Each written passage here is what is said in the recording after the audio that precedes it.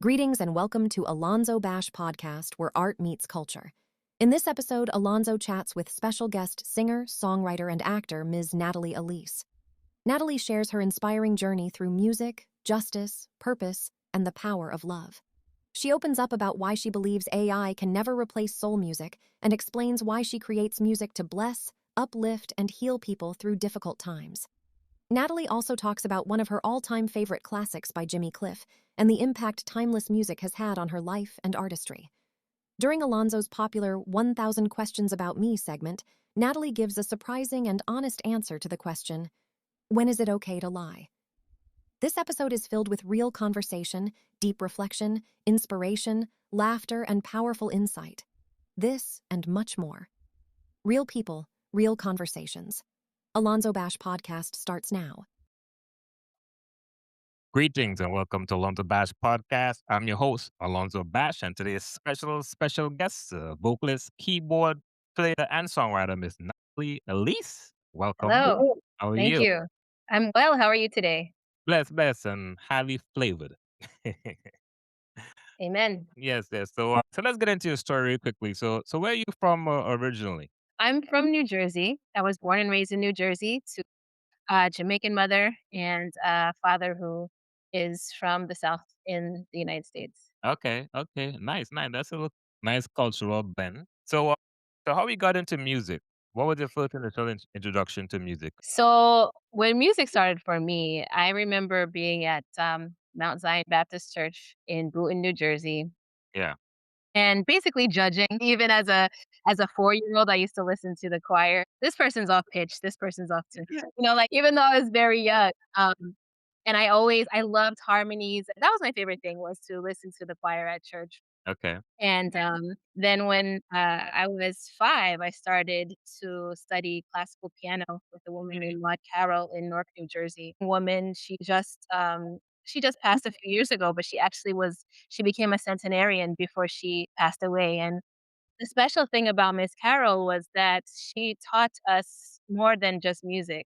She Okay. taught us about the true history of our people that's so often obscured in Yeah. history books. So, I was already angry about slavery at 5 years old, and that was partially because I was learning the truth from such an early age, and Yeah. that being infused with music just always infused culture and truth with music for me. Yes. You mentioned being angry about slavery and all these things at a young age. So you seem to be exposed to culture very early. Am I correct? Yes. Yes. Yeah.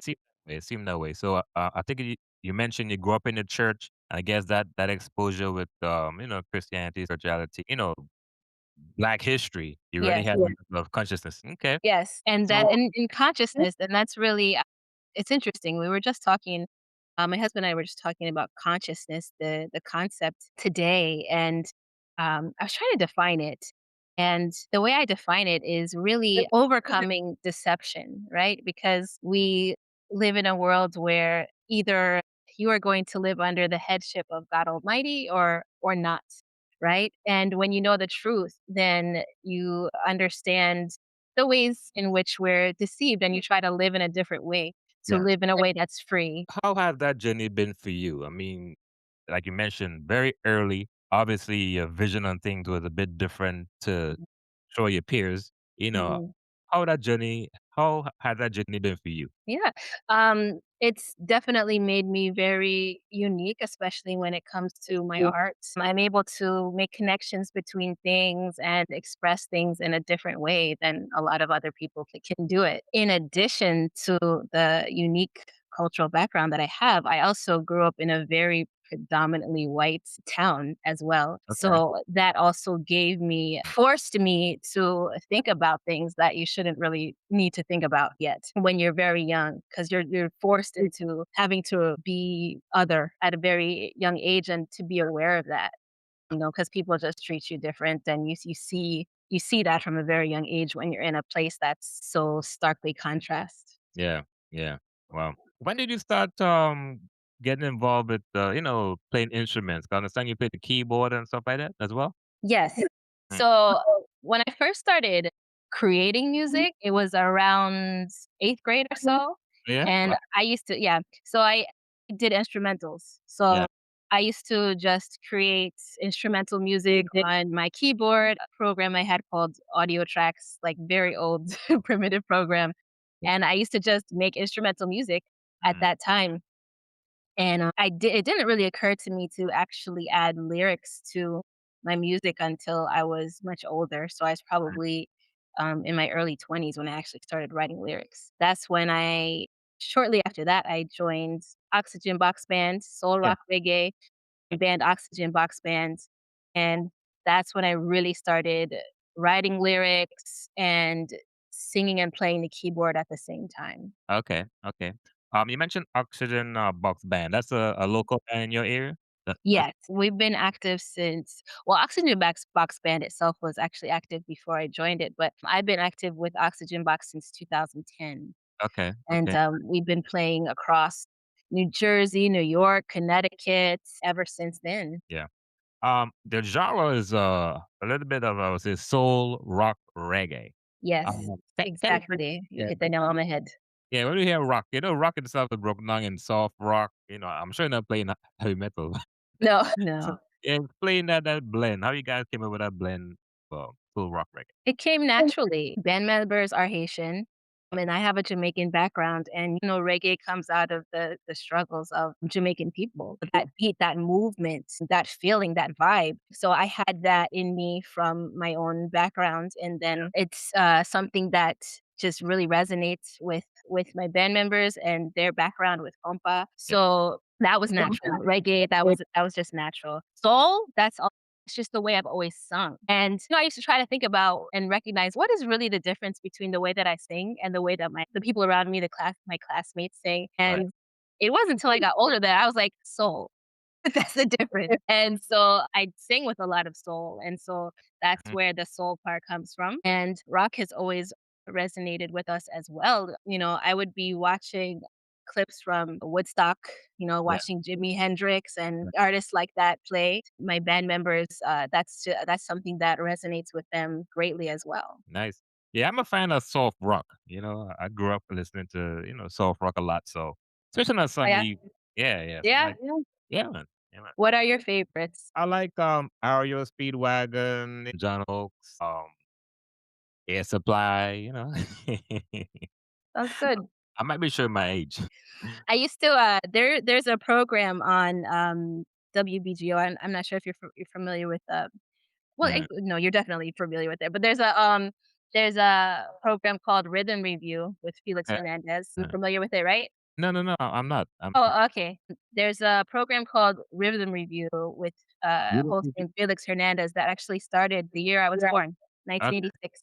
okay. And, so he plays, soul and Motown, Yes, yes. and that's been on every Saturday since I was born, and that's something that my parents would always play. So that's something that I would always hear growing up.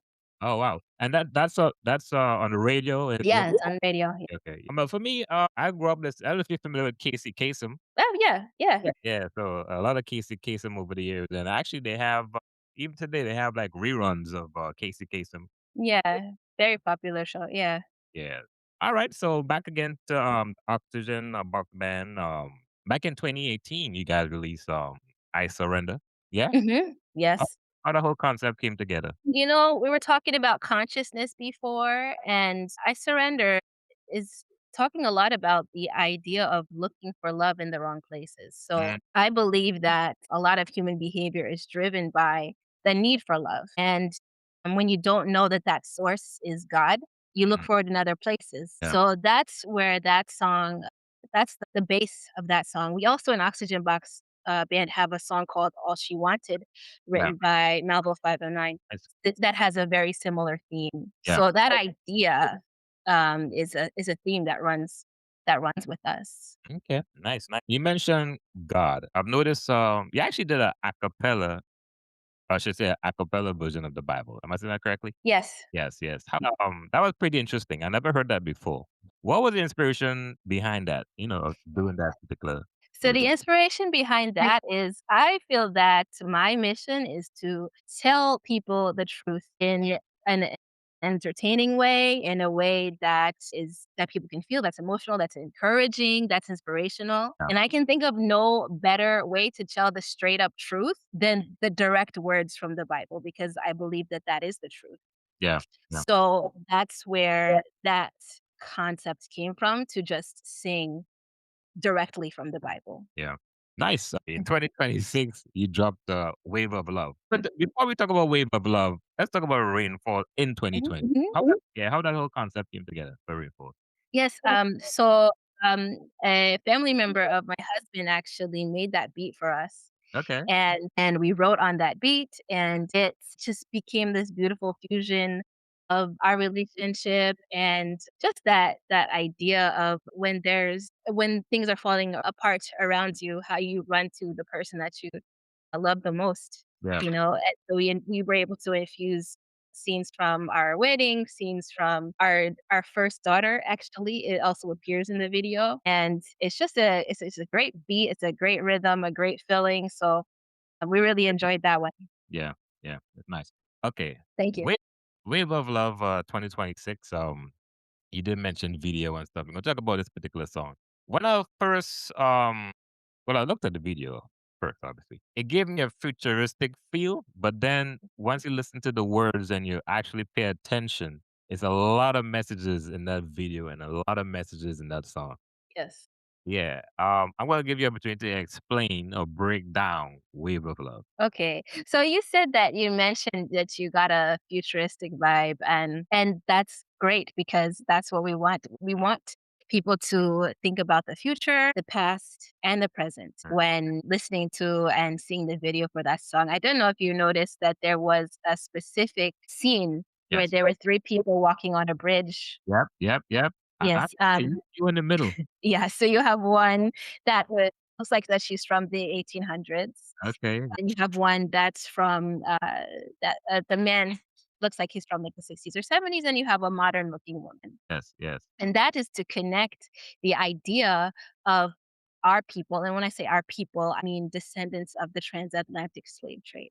I It's see. the idea of all of our people, past, present, and future, Yeah. walking into freedom at the same time. And so, yes, the video and the concept of the song applies to a lot, because in some ways we are still experiencing mental slavery in some ways. And so it's really speaking to that, and just the hope of becoming free as Yeah. a people. And I mentioned before that my husband is Haitian. Yes. Yes. Haiti started really the journey of freedom for all Black people, for all descendants of the transatlantic slave trade, with the Haitian Revolution in Yeah. 1804. So true. So true. So those things are deeply rooted in our music, Yep. my music, when we write and create Mhm. visuals and the lyrics that we create. Yeah. Yes. Well done, man. Well produced. Thank you. And everything does connect very well, very, very well. Definitely have to give you guys credit on that. Well produced, well done. Makes Thank sense. you. All right. Yeah. So you're an artist. Let's put it this way: you are a creator, Yes. keyboard player. Music, everything. What's your take on AI and music? Okay, so AI and YouTube, I think that, well, we definitely used AI in the video that we created.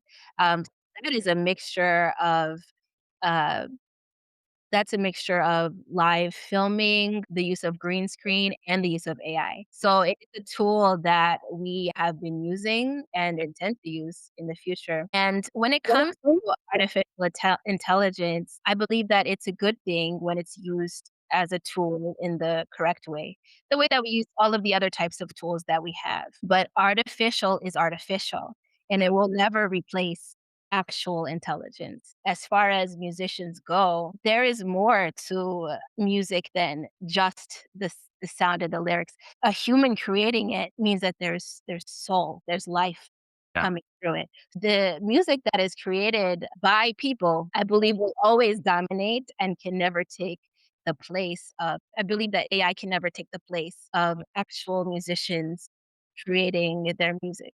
Again, it will be a tool that I will use, but it'll never take the place of human creation of music. yeah. No soul. Yes. You can't generate soul. It has to come natural. Exactly. All right. You're very when it comes to music. Obviously, you love a lot of different genre. What's your top five artists, musical artists? Wow. Personal top five. Top 5. Okay. I'm Just gonna say what's the top five you want to hear? it's hard for me because there's so many artists that I love for so many different reasons. But I'm Yeah. gonna start with Miss Lauryn Hill. Okay. Okay. I can see that. I can see that. Okay. Again, just another person who's very conscious and just an amazing talent and able to connect, able just to connect things across generations and ideas and concepts and um, just overall an amazing artist in every way. So Miss Lauryn Hill, I would say Bob Marley.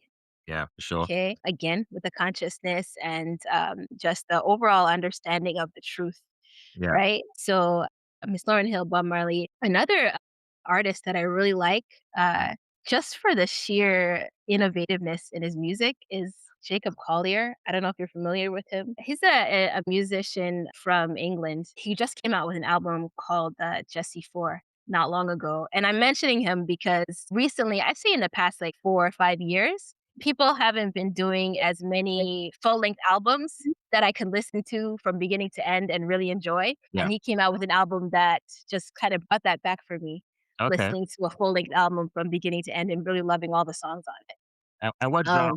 He's a mixture of like jazz and I would say the basis would be jazz. Yeah. But he also has a lot of sort of futuristic pop infusion with it. Okay. Okay. So, Nice. that's another artist. This is hard for me. There's so many That's why I asked. top artists. It's get Okay, harder. I'm gonna go next with Mahalia Jackson. Okay. Wow. So gospel artist, very active in the I'm gonna say like 60s, 50s, Yeah. 60s. Mm. Her vocals are amazing and the soul that she sings with in praising God is just it's just something that's really always resonated with me very deeply. Yeah. Yeah. And okay, I have one more. Okay. Let's go. What's my one more going to be? Okay, I'm gonna say Herbie Hancock. Okay. Okay. Okay, so the jazz pianist. Yeah.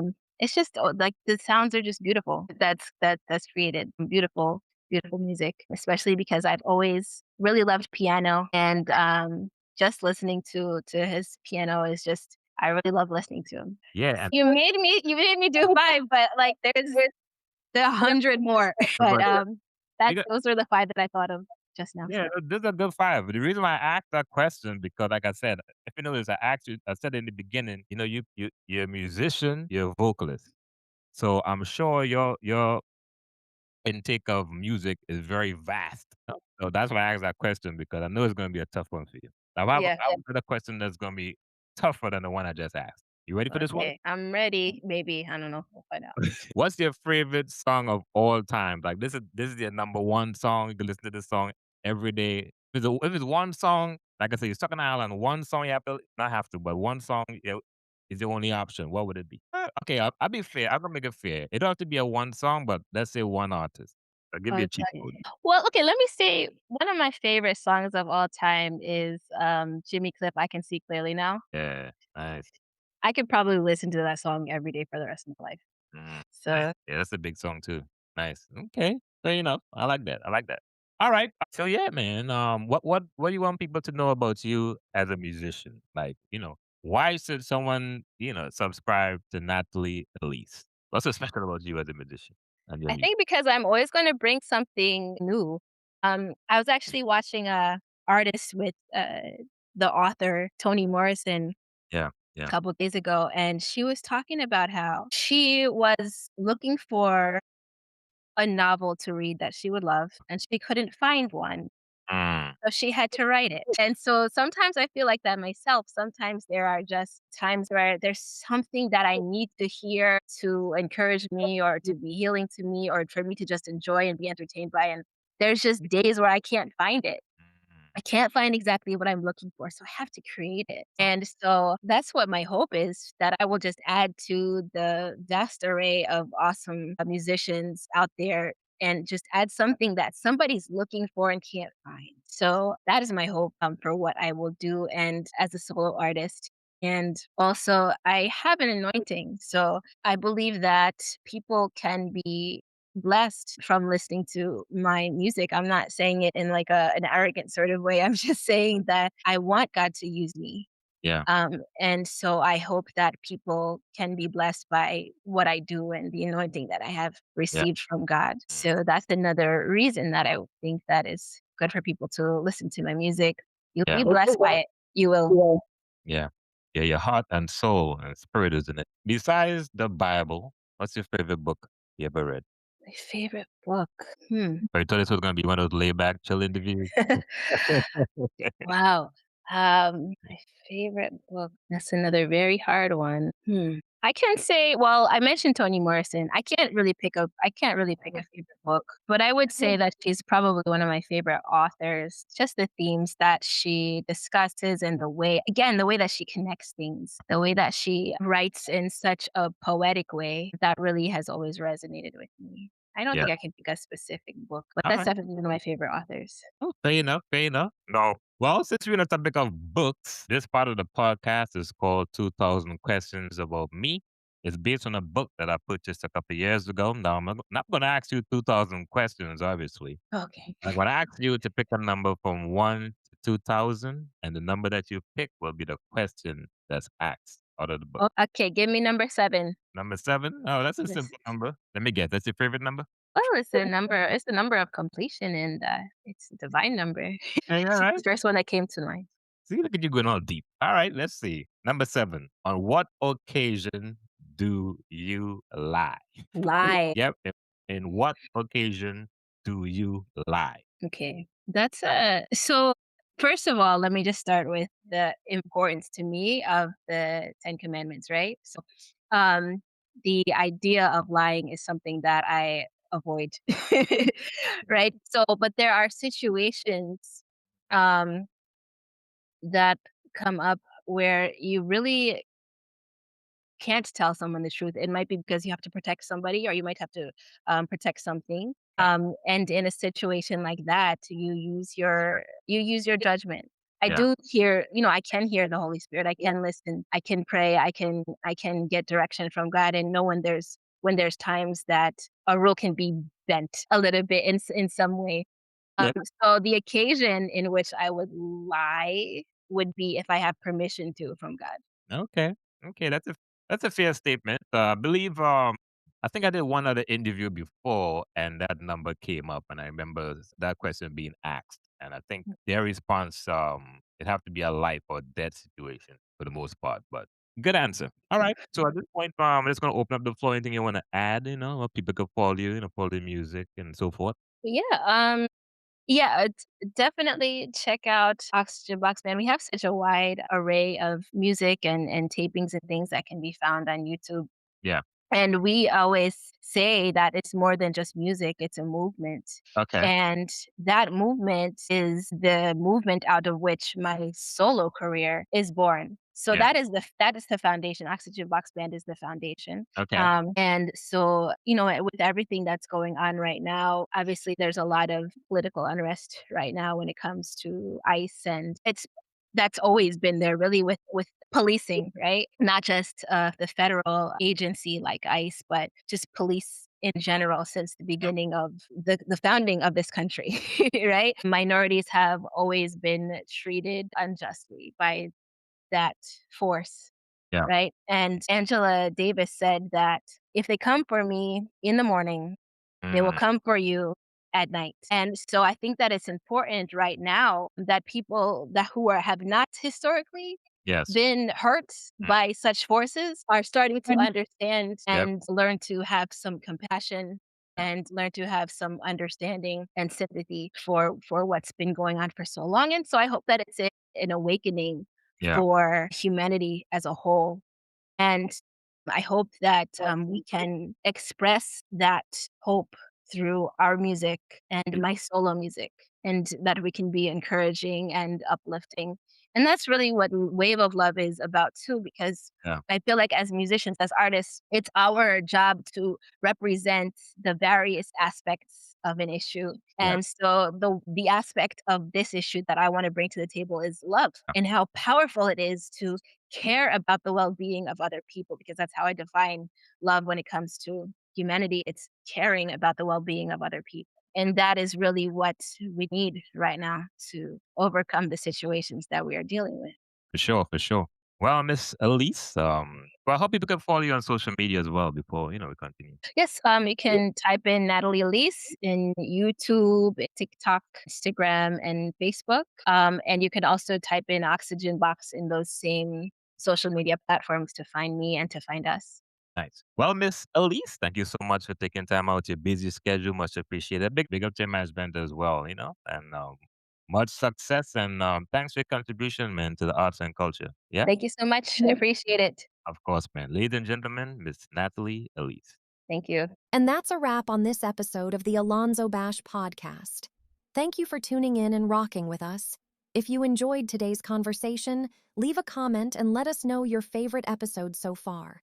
Don't forget to like, subscribe, and share to help the podcast grow. You can catch the AlonzoBash Podcast on YouTube, Spotify, Apple Podcasts, and even on Amazon Alexa devices.